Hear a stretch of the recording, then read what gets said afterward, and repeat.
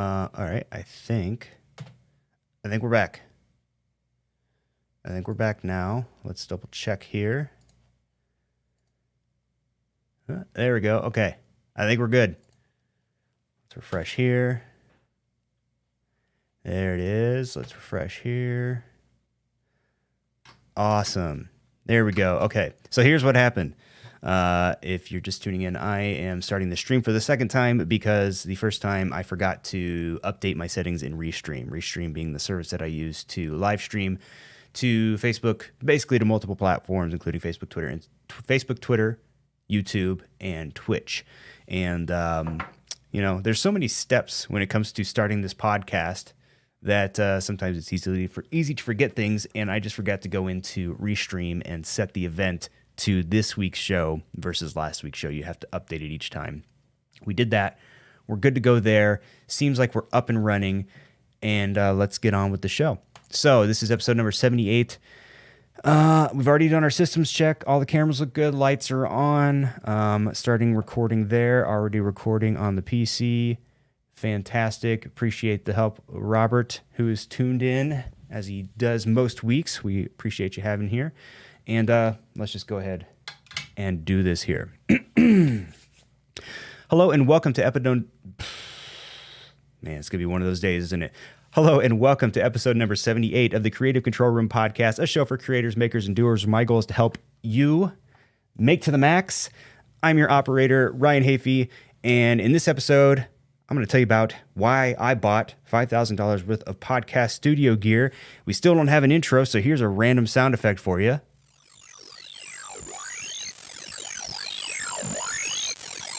There you go. Welcome to the show. I'm going to tell you a little bit more, by the way, about where I got that sound effect here shortly, so keep that in mind. But we actually have quite a bit to talk about today. So yes, we do not have an intro animation just yet, and the reason is because I've just been toiling for a while over what I wanted to do and what the animation would actually look like. So let me back up a little bit. I'm kind of jumping ahead of myself. First of all, if you are new to the show here, I appreciate you being here. Be sure to hit that subscribe button wherever you happen to be watching or listening. And follow me on social media at Ryan Havey on Instagram and Twitter. And feel free to swing by and drop me a line after the show. Say hello, ask a question, what have you. This is where I talk about all the creative projects that I happen to be working on at any given point in time, and also where I try to impart as much knowledge as I can about what I know when it comes to the creative endeavors, including photography, video creation, podcasting, live streaming, FPV, drone flying occasionally, you name it. If you're a creator, this may be the place for you. So thank you so much for being here. Hope everyone's having a good Memorial Day weekend. So yeah, the intro animation, let's talk about that first and foremost. I still am in the works of this intro animation, and it's just been a while. It's taken me a while because I'm not quite yet sure what I wanted to do, but I think I have it figured out now, and I think I can accomplish it. But there's some things that I still feel like I need to learn, and some tutorials I need to watch to really get it figured out. So I toiled for a long time as far as like how to. Originally, what I wanted to do was take my logo, which you can see actually in the bottom right-hand corner of the screen there. It's intended to look like a couple things, either two C's back to back, or like a room with four walls that you're kind of looking down at from a top-down angle almost. What I originally wanted to do was to recreate that in 3D and be able to rotate it on an axis, and then have the logo reveal some way out of that. But I had too much. I had an issue creating that 3D version of the logo. I'm not skilled enough yet in After Effects to pull that off. So what I decided to do instead, and I actually have a drawing here that I'll show you. So this is I'm not an artist by any means, but I'll show you here. So this was just something that I kind of doodled in my phone. So basically what I want to do is I want to have the logo come in from the sides, kind of like a door. I mean, this is a creative control room, right? So we're gonna give it a sort of look or an appearance like you're entering the control room. So the logo animation is going to come in like a giant door, crash in the center, and then open up like this. And as it does, it will be revealed. A control room of some kind will be revealed. So that's what this is meant to look like. These squares on the sides. So if just in case it's kind of hard to tell, this is obviously you're looking into a room. There's a wall directly in the back, and then you've got two walls on the side. And those kind of little tiny squares, the smaller squares are meant to be just like kind of control room buttons and things like that. I might, play around with the design a little bit. And then the larger squares on the sides will be where I plan to put in, say, clips from other podcasts. And then in the back will be where the logo appears on the screen with some static kind of behind it. And using the camera effect in After Effects, I'm essentially going to zoom into the control room and then through that screen in the back with the logo, which will then transition back into me here in the office. That's my vision for this. And let's see, Robert says, you should have your new color logo appear on screen, break apart, and reveal the Instagram and Twitter accounts. That'd be a good idea too, maybe for, or even using that for a new subscribe animation, kind of redoing that a little bit too. So that's what I plan to do. And I'm thinking, initially I was going to just try to build all the different 3D elements inside of After Effects. But what I think I can do, and again, this is based on my limited knowledge and experience with After Effects, but what I believe I can do is create all of my different, basically design the walls in 2D in Photoshop and, leave transparent sections for video clips and things like that. And then, so in this case, I would be creating 3 walls, and then I would import those into After Effects and add in any video elements that are supposed to go behind the transparent areas, turn those into, or pre-comp those, and then merge those 3 comps together into a new composition, make it 3D, and then reposition the walls where I need them, or at least the left and the right wall. And then on top of that, I should be able to create the logo animation coming in, add the camera, and in my head, it all makes sense. And I thought about doing, a big reveal, but like I've said before, we're all about everything that I do here. It's not about, we're not about secrets. I just tell whatever I know. So I'm going to take you along in this process, and if it works out, awesome. Now, the animation itself is only one part of the of the intro. We obviously have to have some music. As I've talked about, I plan to do some kind of custom music where, and that was another thing too. It's like, where am I going to get the sounds for this custom music? Initially, my thought was, and I actually started recording some sounds of just some things around the office here, but there's actually not a lot of stuff in here that makes that much noise. Like I've got a GoPro, and like when you turn on my FPV remote controller, you get some beeps, things like that. But there's not a ton of sound. So I started doing some digging on my computer, and what I actually found, just kind of poking around in the back end in some files through like the Adobe program files, is I guess there's some preset sound effects that come along with Adobe Audition. So I found a number of those, and I was going to try to do it exclusively with those. And then I went on the internet and just searched like Adobe sound effects or Adobe Audition sound effects. And I realized something, I never knew this until the other day. And there's a link to this in the description, by the way.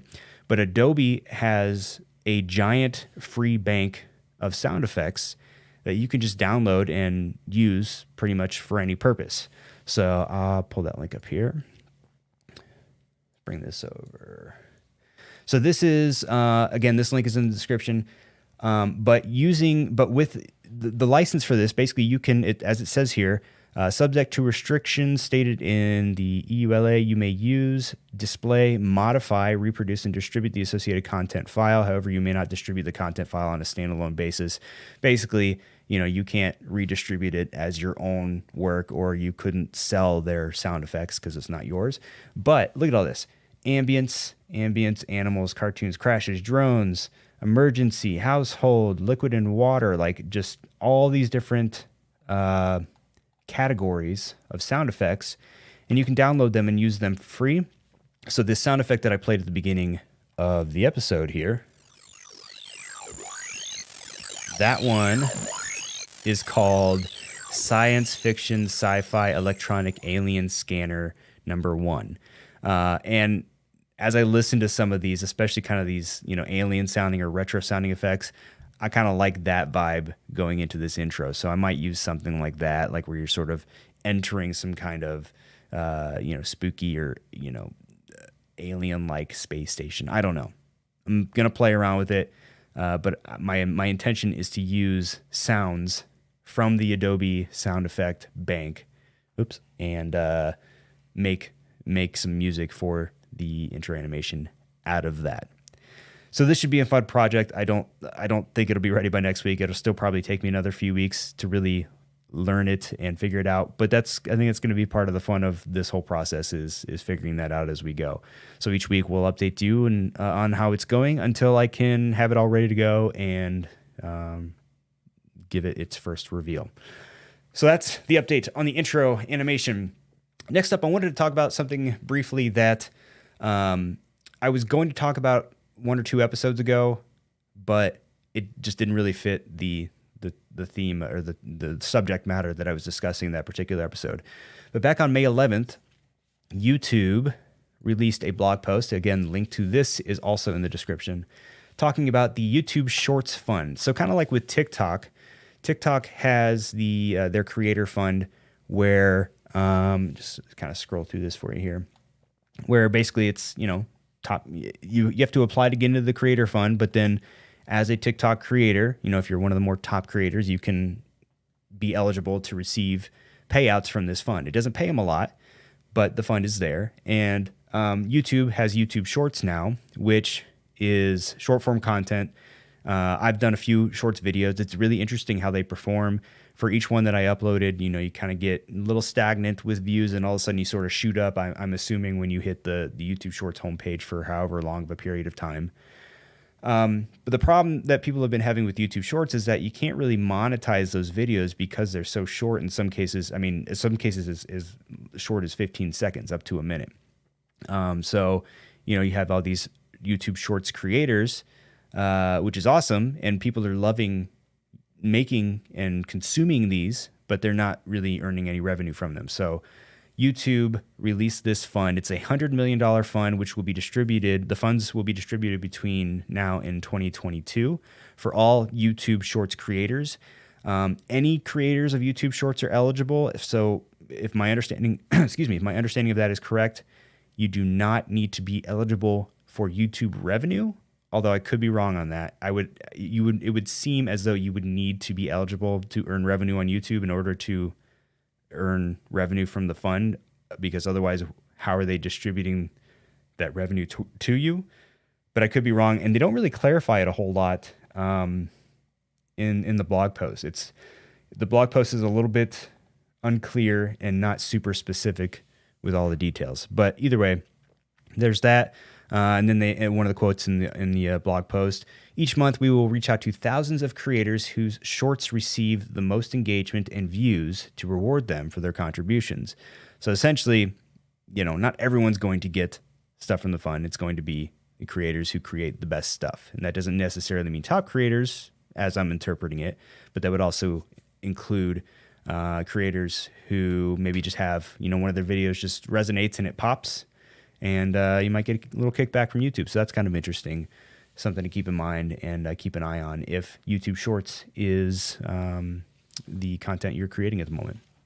Okay, enough of that. So moving on to the primary topic of this show, I want to talk a little bit about the $5,000 I've recently spent on podcast studio gear. Now, to be clear, and if I'm being completely honest, the title for this video is mildly clickbaity in that, yes, I did order a roughly $5,000 worth of podcast studio gear, but I didn't pay for it with my money, and it's not for me. It's for another studio that I'm building for someone else.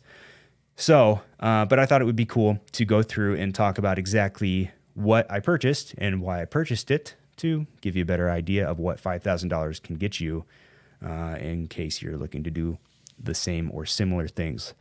So for starters, and by the way, this studio that I'm putting together, the owner of the studio already has a few things prepared in the studio. So these things are not included in the list, and that would include things like tables and chairs. They already have an audio setup because they've been doing the podcast already, just not, we're just basically upgrading it and giving it the capability to kind of what I'm doing here, which is the live streaming stuff and the live production. But so tables and chairs, they've already got audio, including microphones and a Rodecaster Pro. They have a computer, lighting, some stands and tripods, and then just other set dressings and decorations and things like that. He had cameras previously, but the problem with the cameras that he had is they are not capable of exporting a clean HDMI feed like these are. So we had to upgrade the cameras. So I'm just going to go through the list and kind of talk through everything we did. So we wanted to go with a 4-camera setup. So we decided to go with the Sony ZV-1, which is actually this angle here. And I've really grown to like this camera for the simple fact, a number of reasons, but A, it's small, compact. B, it's got the flip out screen, so you can kind of frame yourself up if you need to. It has constant power, and it doesn't, so for example, on the Sony a6500 here, what I've started to notice is that even though it allows for external power via micro USB, if you just kind of leave the camera on, it's going to deplete the power faster than it can charge it back up. So I've had times where I'll be doing a live stream or whatever, and the camera will go dead because it's draining more power than it's being replenished with.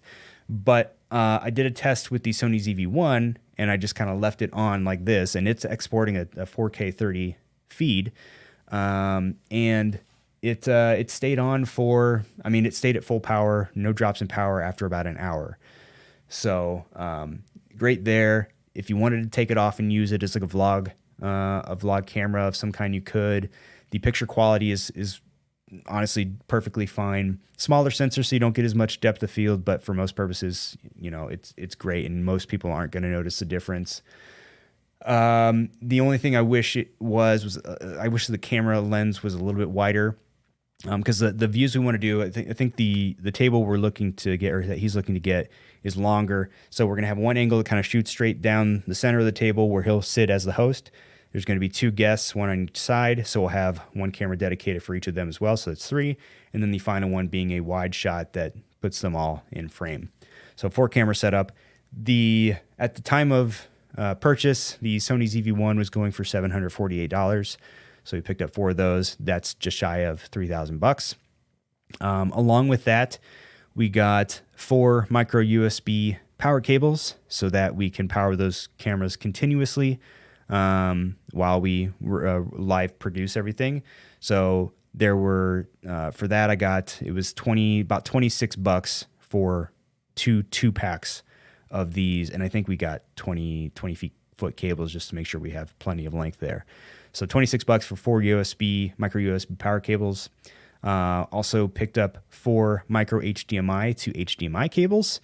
Those are the cables that for all these Sony cameras that I use here, it's the same micro HDMI to HDMI cable, and that's micro HDMI is the type of HDMI port that the cameras have, and then it goes to a regular HDMI port, which then will go into an ATEM Mini Pro, which is another item that we purchased. So the micro, let's see, where was I? Yeah, so the ATEM Mini Pro switcher is $495. So we have that for that. And then SD cards, obviously 4 SD cards. Now we're not planning to do any internal recording on the cameras. However, it's always good to have an SD card if in the event you want to take one of the cameras off and do any kind of filming, or if for some reason you want to do just kind of a quick one-off video that you plan to color grade or do something with later, you can record internally. So didn't need a huge backlog of SD cards, so we just got one SD card for each camera. Also picked up an Elgato Stream Deck, which I don't know if I can. You've all seen it before. It's this thing. It's just got my buttons on it that allow me to like initiate when I have it, my intro animation and my little subscribe animation that I have, among other things like starting and stopping the recording of the podcast and yeah, that kind of stuff. So these are great for just kind of, to be very quickly turn things on and off. I've enjoyed it, so we picked one of those up to make things a little easier. And then what else? We got some zip ties just for some cable management. A power strip. There was a power strip that had, I think, 4 USB outlets, which the cameras will be plugged into, along with some other regular power outlets for just some of the other equipment that we're working with. Picked up a few friction arms, like this is what this camera here is connected to. This is a friction arm from Manfrotto. They're not the cheapest. They are, let's see, at the time of purchase, $146 each. And that's not including the clamp. The clamp had to be purchased separately for, let's see, about $26 a piece. So $80 there. The friction arms for 3 of them was for about $440. And these friction arms are great. And the plan is to connect all 3 of them to the table, one on the right, one on the left, and then one at the head of the table pointing down directly, aiming at the host, the other 2 aiming at the co-hosts or guests, if we have guests. And then for the wide shot, probably won't use the friction arm because we might need to get the camera a little bit farther back. So we're going to use one of the tripods that he currently has at his disposal, and that one will sit a little bit farther back. And then the only other thing on the list was quick release plates for the friction arms.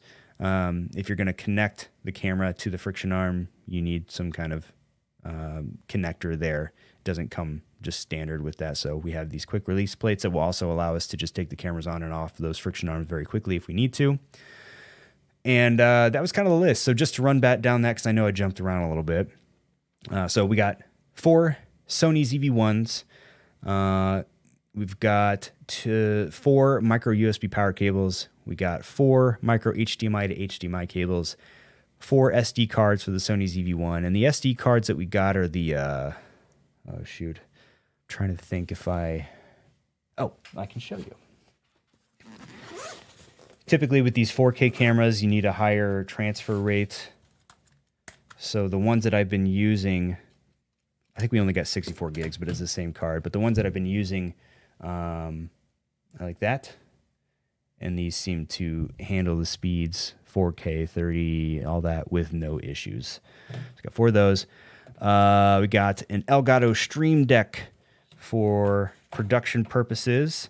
We got us a Ada Mini Pro switcher to be able to switch between all 4 of those cameras that will be hooked up to it. We got us some zip ties for some nice, sexy cable management, a power strip for powering all of our cameras and other electronic devices, 3 friction arms to use as tripods. Again, you could always use tripods or whatever else you can prop up your camera with. So friction arms aren't necessarily necessary. And then some quick release plates, 1 for each of the cameras that are going on the friction arm. The grand total of all of those things prior to tax was about $4,500. And then after tax came in probably just a little over $5,000. But yeah, we will probably be looking to set all this stuff up with over the course of the next week, and it'll be interesting to see how it all comes together. I'm sure I will be updating you in future episodes as to how that's going. So there you go. That's the podcast list. And by the way, not that exact list, but a lot of the gear that I use for this podcast. Links to all the gear that I use is in the description below. Those are affiliate links. So if you click on one of those and you decide to purchase something, it gives me a little bit kickback at no additional cost to you. So that would be much appreciated. And then the last thing I wanted to talk about was semi-related to this, but so I toured this place recently called it was called Show Creator Studio, I believe it's called. So for a little while now, I've just been I haven't acted on it, just more of a thought than anything. But I was thinking that, especially with the pandemic and the way that people are creating content these days, podcasting, I think, had an uptick during the pandemic as just kind of a way that people, I think it became a more popular form of content creation because you could do it technically remotely. And I think, especially if you started a podcast over the pandemic with that kind of format, ultimately, once the country completely opens back up, I can see a lot of those people going into physical spaces and having, and wanting to have a physical podcast studio. But I would also imagine that, there's probably a discrepancy between the number of people who want to start a podcast or have their own podcast studio versus the people who actually know how to do that. So then at that point, you have two choices. You can either learn about it yourself or hire someone and bring them on who can kind of get everything set up and operate everything for you internally. Or you could find some kind of outside service or vendor that can provide those services and that studio space and that equipment for you. So I thought for a while that, it would probably be, you could probably set up a successful podcast studio rental business, where you just have multiple different studios with maybe some different set designs, and people could bring in their own stuff. And then, they come in, sit down, put their trinkets wherever they want, whatever, bring in any additional assets that they might have for their show.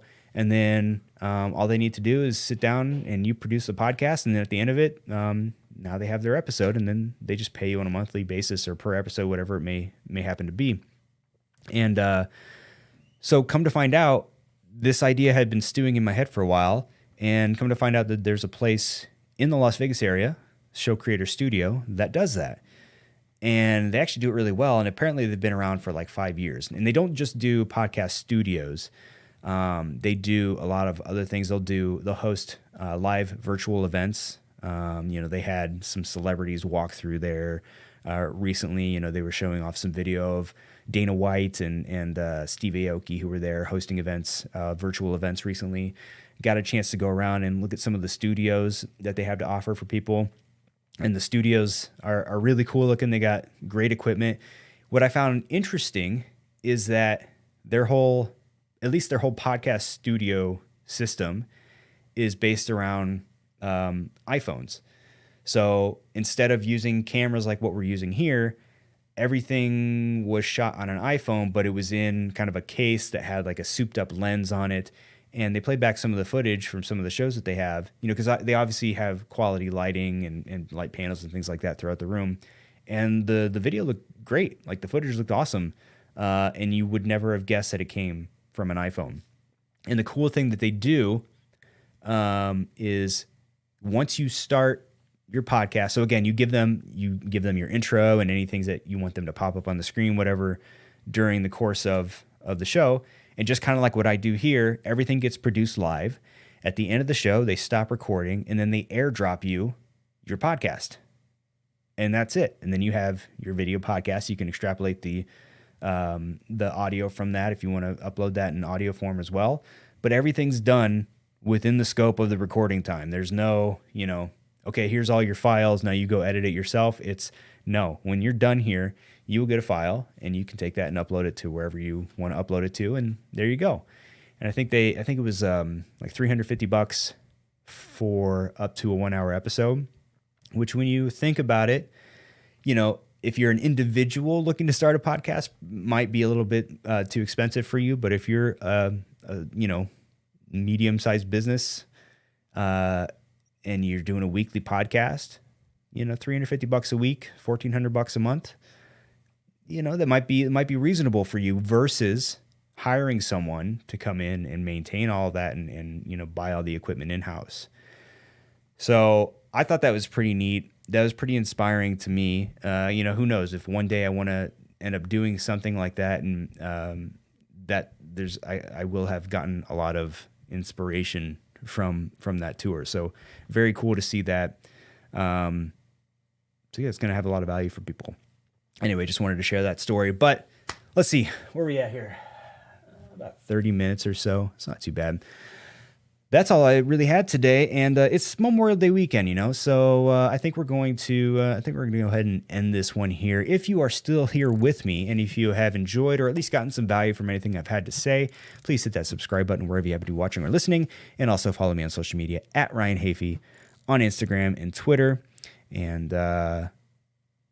thanks for being here, and we will see you in the next one. And again, still no outro animation or music. So I'm just going to play this sound effect again, and then we're going to fade to black, and that'll be it. So keep on creating, making, and doing. We'll see you in the next one. Bye-bye.